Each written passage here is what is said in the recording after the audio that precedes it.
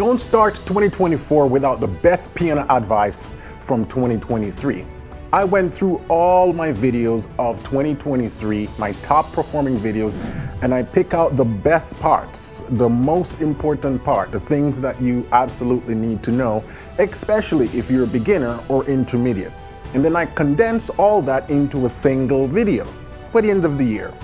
And so if you want to hit 2024 running with the best tips, advice, apps, everything about chords, licks, runs, lines, improvisation, then you're going to want to stick around for this video because it's going to be straight golden information that will absolutely take your playing to the next level in 2024. So let's dive in. First app on my list that I want to share with you today for people who want to learn piano by ear is a MIDI player. Head over to pianistswithwarren.com/MIDI player and check out our free MIDI player. You can upload any MIDI file and do it that way. Now, the second app on my list that I want to share with you today is called Lal AI. So once you upload an audio file, you can say, just play me the vocals.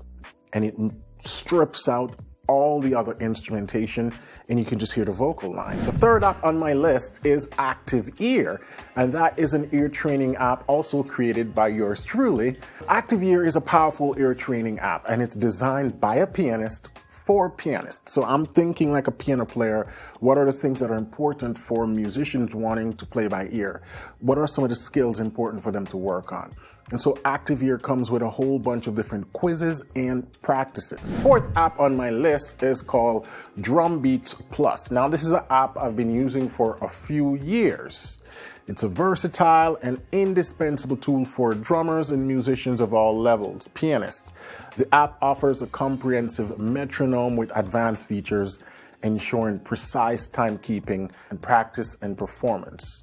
Number 5 on my list is an app called SoundSlice. We actually incorporate this software in my paid program over at pianistswithwarren.com for all my song tutorials.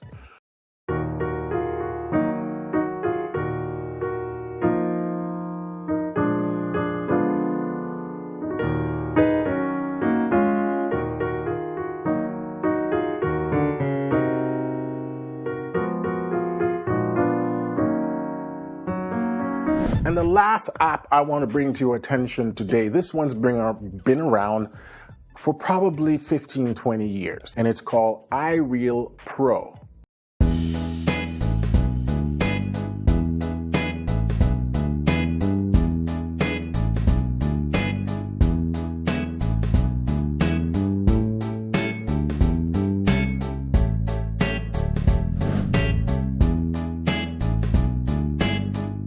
If you're playing like this is a good position to learn, especially if you're a beginner learning triads. You want to avoid stuff like this, where you have a single note here and this here. That. So what I'm going to do is simply put the A down here, and now I'm playing it with my thumb like that. It's a very common way of playing the chord, and now this simply G triad becomes a G add 9. See? Just like that. And you see how it just make the chord sounds a little bit prettier, a little bit more fuller, beefier, right? The add 9. Now while we're at it, I can show you another way of playing this D major chord.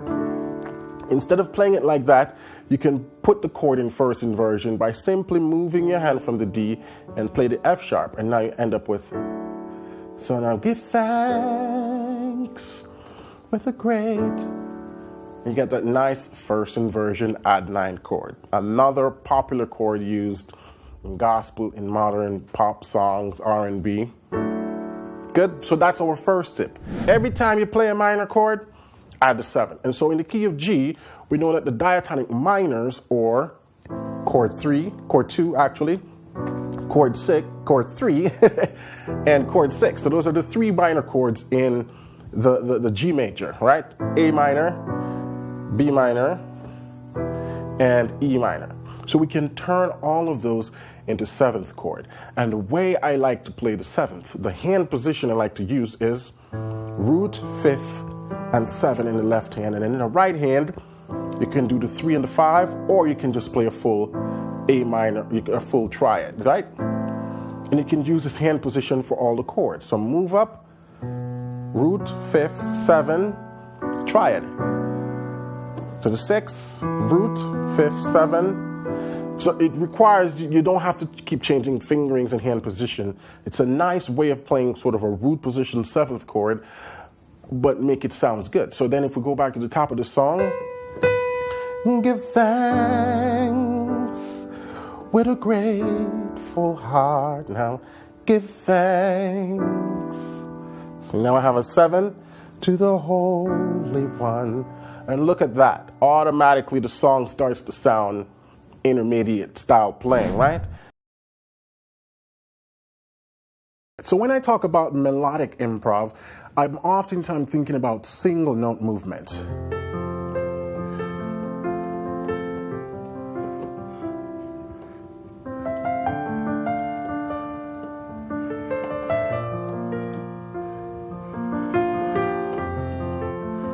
So see, I'm just playing a single melodic line in my right hand. That's more melodic improv. And so when I'm thinking melodic improv, I'm thinking all diatonic, just notes of the scale and of the chord.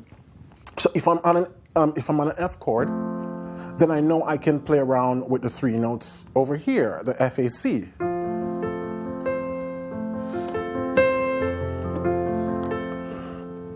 And now these are chord tones. So then you can start to approach chord tones via neighboring tones. So then we have the G. The G is not a chord tone, but it's a neighboring tone. It neighbors to chord tone.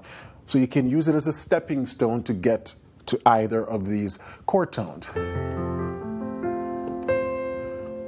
Likewise, D is a neighboring tone. So sometimes I can approach the D, then resolve to the C. So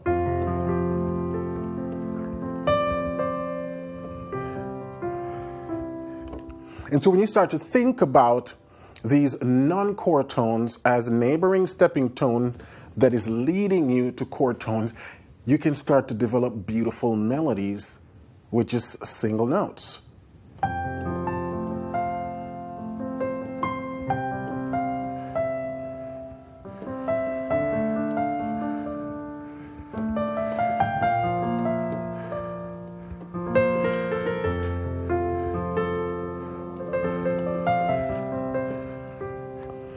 And so to create more interest to your melodic tones, you want to broaden your rhythmic horizon. And it's important to sit and get an understanding of rhythm. So for example, if this is the pulse,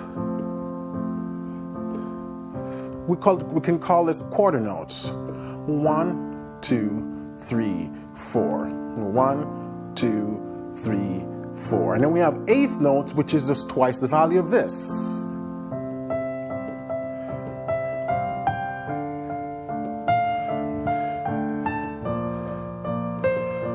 Right? And then if we go 3 within the time of 2, we get what is known as triplet.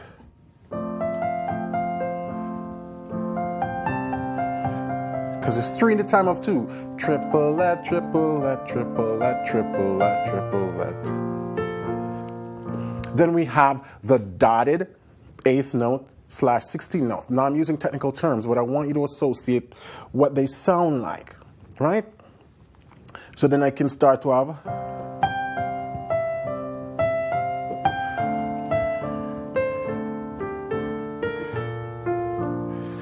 that would be notated as a dotted 8th, 16th. So instead of playing 2 straight notes, I'm staggering it. You can also think about it as a swing. When they say swinging the notes, the 8th notes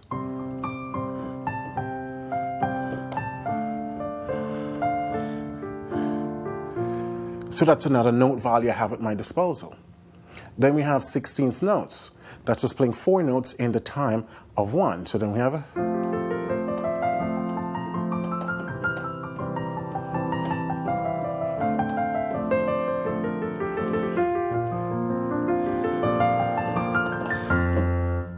so you see, I just went through different forms of note values. So when you're playing, it's important to combine and mix and match those different note values, and then you can end up with stuff like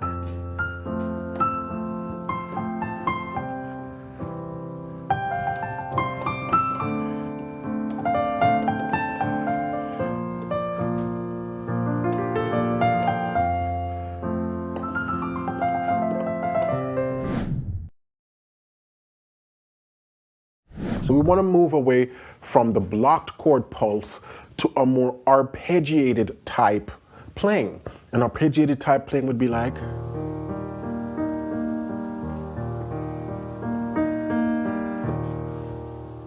Now, for one to begin to achieve that style of arpeggio style playing, we need to have a few things in place. Your placement. Oftentimes beginners like to do a single note in the left hand and then they'll play a chord in the right hand. You want to not get locked into this position at all, because then it's hard for you to do that creative arpeggiated style playing that we just talked about. So the best thing for beginners, and really anybody who plays the piano, regardless of your skill level, is to get comfortable doing an open voicing in the left hand, octave with the fifth. This is what I teach in my program over at pianolessonwithwarren.com. And if you've been following me for a while and you watch me play, you notice most of my hand placement is always octave with the fifth in the left hand. Or for those who are more intermediate, we might do octave with the seven. In either way, getting that open voicing in the left hand, getting comfortable with that, is crucial for that arpeggiated style playing. And all I'm simply doing is moving away from 1, 2, 3, 4, or what we call quarter notes, to eighth notes, 1 and 2 and 3 and 4 and. So we subdivide the 1, 2, 3 into 1 and 2 and 3, kind of doubling up that rhythm there. And then we're just applying that to the arpeggio. And arpeggio is just simply playing broken chords. So take the chords that you've been doing that with and just start to break them up.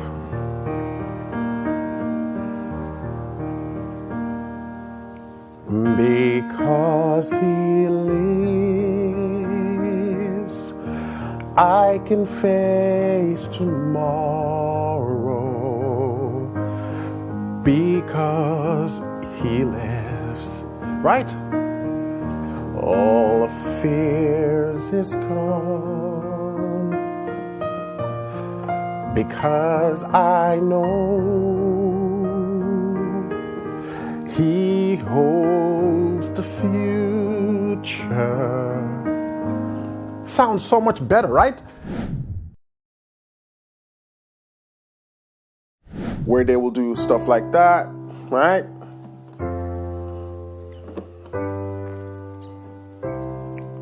And they spend years in this position.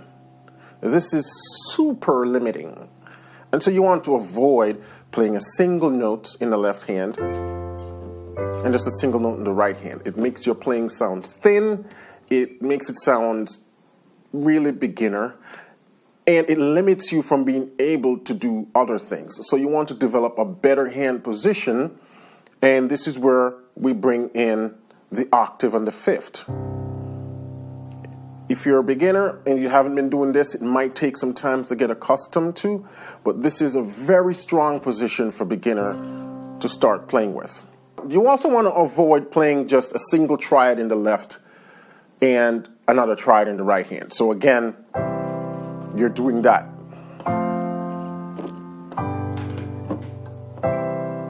All right, sounds a little bit basic. The problem with this is, again, it limits the amount of things you're going to be able to do once you want to add more tones to your chord. Like if you want to add a seventh to this left hand, you can't do it from this position. You have to change your fingering and your position to add a seventh, most likely that. And it's not easy to just quickly change position if it's not something you're accustomed to, more beginner. So that's why, again, by getting used to having the hand open, with the octave and the fifth, you can move to various chord movements, chord qualities from this position, opposed to being locked in here, all right?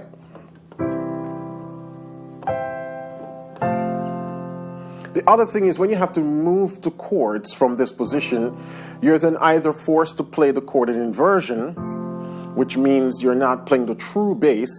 In this case, the true bass would be F. But if you play it in inversion, now the C is the lowest note. Theoretically and technically, you're still playing an F chord, but the mere fact that there's not an F in the bass changes the overall sound. See, we can always do that with the right hand because the assumption is that the left hand will always be carrying the bass. Now, another thing to note, I'm speaking from the perspective of solo piano. If you're playing alone, if you're playing in a band where you have a bass man, it doesn't really matter what you do in your left hand. But I'm teaching you from the perspective of just you alone sitting at the piano playing, how you conduct yourself, how you handle yourself so you still sound pro. Now, in addition to chords in the left hand, we definitely want to avoid playing chords in the bass register. So you don't want to be like, you hear how dark and muddy that sounds? That's because the lower you go on the keyboard, the less notes you need to play in the left hand, or it's going to sound muddy. Now, intervals like octaves, fifths, and fourths were considered perfect. I'm not going to dive into why they're called perfect.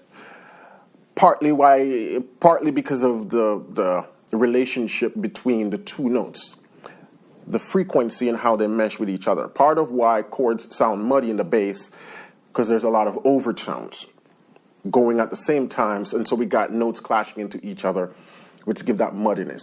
Octaves, in their cleanness, their perfectness, can play in a low register and sound fine.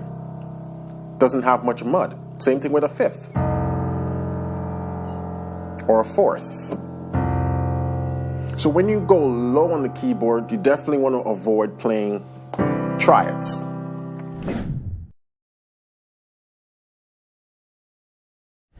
God will work it out. God will work it out. One thing I know, one thing I found. God will work it out. So you might often see me start my chord like. Now also let's talk a little bit about harmonically first. All of my major chords become add nines. This is something every beginner needs to start doing. If you're not adding the 9 to your playing, some people call it the add 2, whichever you want to call it. The second thing I'm doing, every time I go to the minor chord, in this case we only have the 6, I'm playing it as a minor 7. So that's the next step, number 2 for all beginners, intermediates, to start make your playing sound less boring, less bland. Make every minor chord, without exception, a 7. But I'm also breaking up the chords. So I'm doing,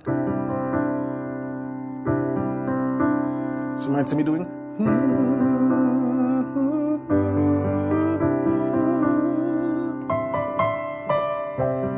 now what happens right there? So what I'm thinking, I'm still thinking about the C chord, but now I'm just playing the 6th. An interval of a 6. So I'm taking the root and the 3rd of the chord, right? It's a C chord. So I'm just taking that and I'm just bouncing it like that with those 2 notes. So that becomes. Notice when I move down, I'm changing fingers as well. Now, if you find it a little bit too confusing, you can use the same fingers, right? If it's easier for you to keep it consistent like that. Or doesn't matter. And then I'm just dropping on that C. So then that becomes.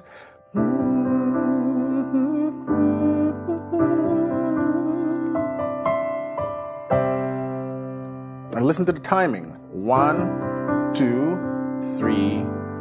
So 1, 2, 3. 1, 2, 3. 1, 2, 3, right? Licks, lines, and run overall is a tricky thing to learn. So instead of sitting there trying to figure out your own, it's easier to learn from someone else, what we call vocabulary building. See what other people do, copy it, add it to your own style. And so if you want more licks, lines, and runs, especially for beginners and intermediates, check out this video right here where we talk about easy piano runs. All right? See you on the flip side.